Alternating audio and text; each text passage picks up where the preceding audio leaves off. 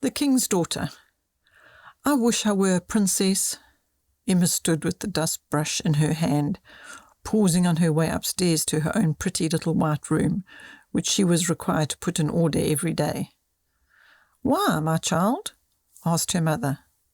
"Because then I would never have to sweep and dust and make beds, but would have plenty of servants to do these things for me." "That is a very foolish wish, my daughter, but even if you were a princess, I think you would find it best to learn how to do these things, so that you could do them in case of necessity." "But it is never necessary for a princess to work." "There my little girl proves her ignorance. If she will come to me after her work is done, I will show her a picture." The little bedroom was at length put to rights, and Emma came to her mother, reminding her of her promise about the picture. "What do you see, my child?" her mother asked as she laid the picture before her daughter. "I see a young girl with her dress fastened up, an apron on, and a broom in her hand." "Can you tell me what kind of place she is in?" "I don't know.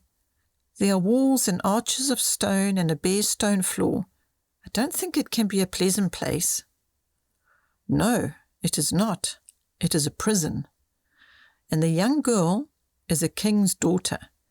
"A king's daughter?" "Yes. And her story is a very sad one." "Oh, please tell me about her." "Well, many years ago, the King of France was Louis XVI, and his wife was Mary Antoinette. They were not a wicked king and queen, but they were thoughtless and fond of pleasure. They forgot that it was their duty to look after the good of their people, so they spent money extravagantly on their own pleasures, while the whole nation was suffering. The people became dissatisfied, and when, finally, Louis and Mary Antoinette saw the mistake they had been making and tried to change their conduct, it was too late. The people, urged on by their leaders, learned to hate their king and queen. They were taken with their 2 children and shut up in a prison called the Temple. There were dreadful times in France then, and everyone who was suspected of being friendly to the king and his family was sent to prison and to the guillotine. The prisoners in the Temple passed the time as best they could. The king gave lessons to his son and daughter every day, or read aloud to them, while Mary Antoinette, Madame Elizabeth, and the young Marie Theresa sewed. After a while, the angry people took away the king and beheaded him. And shortly after, the little son was separated from his mother, sister, and aunt, and shut up by himself in the charge of a cruel jailer. Next, it was Marie Antoinette's turn to ascend to the scaffold, which she did October 16, 1793. Her daughter, Marie Theresa, was then left alone with her aunt, the Madame Elizabeth.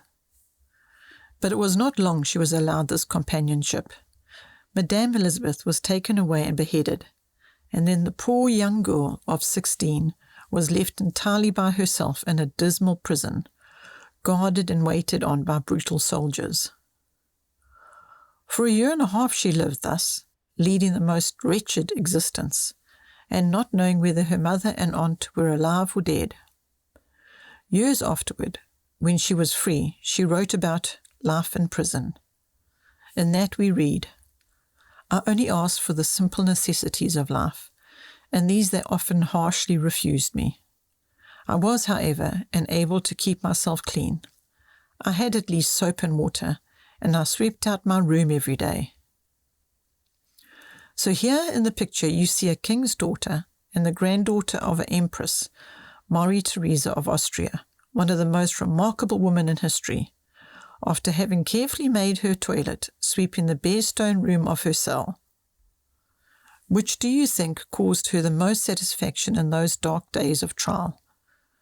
The remembrance that she was the daughter of a king, or the knowledge of domestic duties, which she had probably learned while she was a happy, envied princess, living in a palace and surrounded by a great many servants? Is that a true story? Yes, Emma, every word of it, and there's much, much more that I cannot tell you right now. What became of her at last? She was finally released from prison and sent to Austria to her mother's friends, but it was a full year after she reached Vienna before she smiled. And though she lived to be 70 years old, she never forgot the terrible sufferings of her prison life. But, my child, what I wish to teach you is this, that though it is sometimes very pleasant to be a princess, it may be most unfortunate at other times. But always remember, my dear girl, that a knowledge of housekeeping never comes amiss, and every young woman, no matter what the circumstances are, will be far happier and more useful for possessing that knowledge.